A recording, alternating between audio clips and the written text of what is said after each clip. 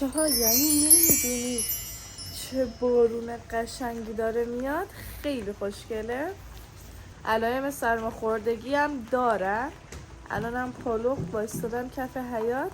امیدوارم شب حالم بد نشه. میگن که توی اولین بارون هر سال مثلا بزنی بیرون و دعا کنی کارات میشه دیگه. کسی نمیگه، از خودم در آورده. من هر سال همین کارو میکنم و خوبه واقعا. حتی اگه برآورده نشه یه حسی به آدم میده، یه امیدی به آدم میده. بزنم بیرون ولی خب نمیشه دیگه، چون مثلا حوصله‌شو ندارم. سلام بچه ها، چطورین؟ من نازنینم و توی ویدیوی امروز قراره که کل لوازم آرایشمو از توی اون کمد که گوشه اتاق هستش انتقال بدیم توی میز آرایشم و همشون رو با هم دیگه ارگانایز کنیم، تمیز کنیم و بچینیمشون داخل کشوهای میز آرایشم. و بچه ها من بالاخره تصمیممو گرفتم و گوشیمو عوض کردم. همینطور که میبینید این گوشی جدید هستش. حتما منتظر تبریکاتون توی کامنت ها هستم. و بچه ها خیلی به نظرم گوشی خوبیه، کیفیتش هم عالیه، ولی دیگه چیزی که هست سایزش از گوشی قبلیم بزرگتره و همین الانم گرفتمش دستم درد گرفته. و یه چیز دیگه ای هم که هست چی بود؟ آره دیگه سایزشه. و یه چیز دیگه ای هم که هست هنوز نتونستم باش ارتباط بگیرم، چون که از گوشی قبلیم بزرگتره و قاعدتا سنگین تره. بچه حتما به هم تبریک بگین. رنگش هم آبی گرفتم، قابش هم اینجوری. به نظرم ترکیب فوق‌العاده‌ای شد. و نصف لوازم آرایشم اونجا و توی قفسه های اون کمد بود و یک سریشم توی میز آرایشم بود که الان میز آرایشم خیلی کثیفه، چون که چندین بار ویدیو گرفتم تمیزش نکردم. حالا ولش کن، تمیزش میکنیم دیگه. الان قرار شد که من کامل لوازممو از اونجا در بیارم و انتقال بدم به اینجا. من کلا لوازم مو، محصولات کرمی و اینا رو دیگه، این خنزر پنزرها و براشا و مدادا و کرم پودرا و بیوتی بلندرها و اکسسوری ها، شاینا و پالتا، کلا همه چی رو جدا کردم. و اینجا هم چند تا استند داریم که نمیدونم به دردمون بخوره یا نه. اونجا هم که میبینید، همینطور که میبینید. و الان اینا رو بعد من انتقال بدم اینجا و نمیدونم من چرا از همون اول لوازم آرایشمو به همینجا انتقال ندادم. و واقعا سر هر ویدیو من خیلی اذیت می شدم، چون که نمیدونستم مثلا کدوم وسایلم کجاست، کدوم و کجا گذاشتم. بعد الان دیگه راحت میشیم، عیب نداره. 1 2 تا 3 تا 6 تا 7 تا 8 تا کشو داریم اینجا که بریم لوازمو داخلشون انتقال بدیم و بچینیم. قاعدتا قبل از شروع من باید داخل کشوها رو تمیز کنم و اول اینجاها رو تمیز کنم و خالی کنم، بعد لوازم انتقال بدم اینجا. و کشوی اولم این 2 تا کیف بود. خب من در حین این که دارم اینجاها رو تمیز میکنم بچه ها، اینم واسه تون تعریف کنم. من میخوام توی اینستاگرامم به مناسبت یلدا یه چالنجی رو شروع کنم. بستگی به بازدید شما داره که من این چالش رو چند روزه انجام بدم. اگر استقبالتون خوب باشه 4-5 روزی میتونم اجراش کنم، و اینکه اگرم استقبالاتون در اون حد نباشه در همون یه مرحله، در همون یه پارت تمومش میکنم. ببخشید بچه من توپو زدم چون هم دارم تمیز میکنم، تمرکزم زیاد نیست. جوریه که من توی هر مرحله بچه ها یه میکاپی میزنم. یعنی این که مثلا من واسه مرحله اول یه میکاپی رو میزنم، آموزشش رو میذارم توی همون اینستاگرام. زیاد میکاپ های فشن و خطی و اینا انتخاب نمی کنم، بیشتر میکاپ های ساده، حالا چیزایی که همه بتونن انجام بدم.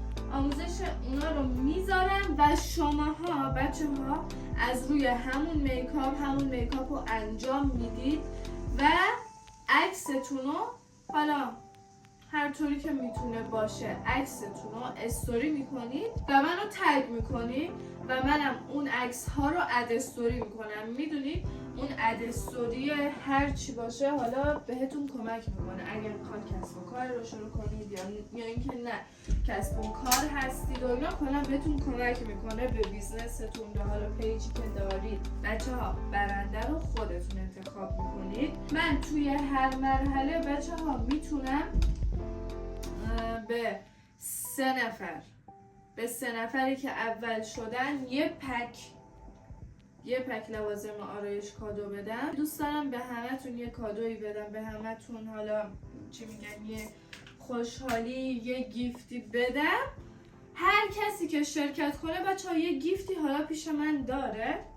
حالا داریم برنامه هاشو میچینیم که اون گیفت ها چی باشه که هم به کارتون بیاد هم دیگه حالا من بتونم از واسش بر بیام. داریم میچینیم اونا رو، ولی بچه سعی میکنم توی گیفتاتون چیزای به درد بخور واسهتون بذارم.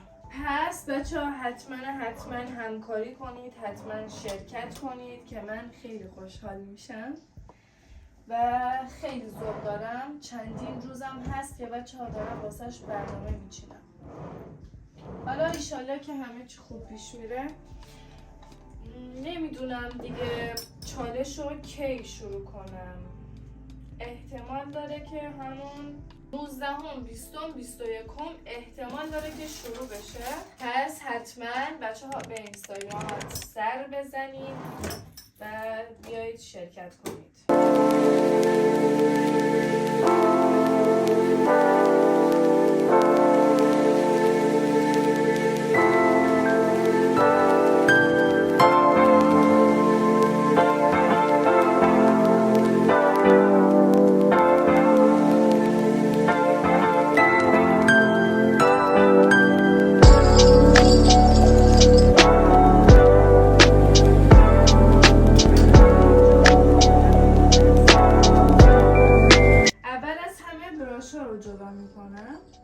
براشای بزرگ و بچه ها میذارم داخل این. برم چسب بیارم اینو بچسبونم. حیفه براش خوبمه.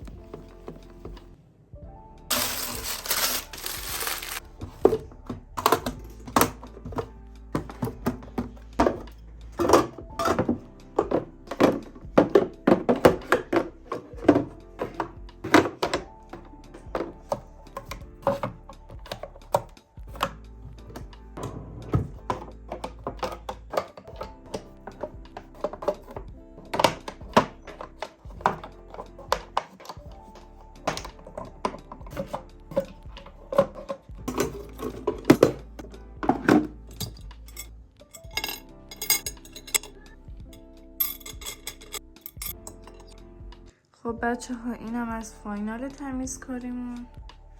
کامل بهتون نشون بدم که اینجا براشا و ابزار رو گذاشتم. اینجا هم یه خورده اکسسوری که باید دم دست باشه. کشوی اول شما پالت ها رو میبینید. کشوی دوم که من یه خورده از این چیز میزا رو گذاشتم. بعد دوباره اینجا که خورده آشغال پاشغال یه خورده خنزر پنزر از اینجور چیزا. دوباره میام اینجا که اینجا خورده همینطور که میبینید دیگه. اینجا هم اینجوری. اینجا هم لوازم مو رو گذاشتم. دوباره اونجا هم اینطوری. ببینید رینگ لایت هم چقدر داغون شده، باید عوضش کنم. اینم از خودم دیگه. همین، مرسی که تا آخر دیدین، خیلی دوستتون دارم. تا ویدیوی بعدی، خدافظ.